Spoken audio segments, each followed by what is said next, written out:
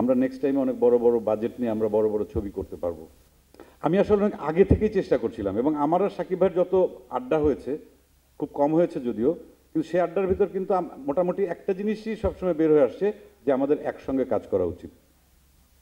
এটা আমারও যেমন বিশ্বাস ছিল, এবং এটা একটা আমার জন্য কি বলবো, আমি বলবো যে একটা সুযোগই, যে দেখি আমরা যদি একসঙ্গে কাজ করে যদি আমার কিছু দর্শক আছে, তার অনেক দর্শক আছে, বা আমরা একসঙ্গে কাজ করলে পরে যদি অধিকাংশ দর্শককে যদি আমরা সিনেমা হলে আনতে পারি, আমরা নেক্সট টাইমে অনেক বড় বড় বাজেট নিয়ে আমরা বড় বড় ছবি করতে পারবো। সেই সঙ্গে কলকাতার দর্শককে ইনক্লুড করা।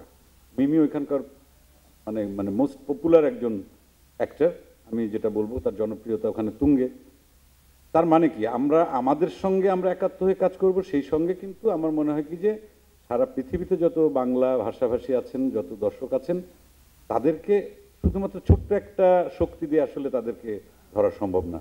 এই শক্তিটাকে আসলে বৃহত্তর করতে হবে, সেই সঙ্গে আমাদের একসাথে কাজ করতে হবে। এবং এই ছবিতে আমি রাফিকে স্পেশাল একটা থ্যাঙ্কস জানাই।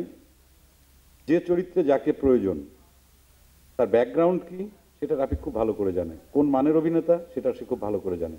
তাদেরকে এই এক ক্যানভাসে রাফি তাদেরকে এনেছেন, এবং আপনারা যখন দেখবেন ছবিটা, এটা আপনাদের বলতে হবে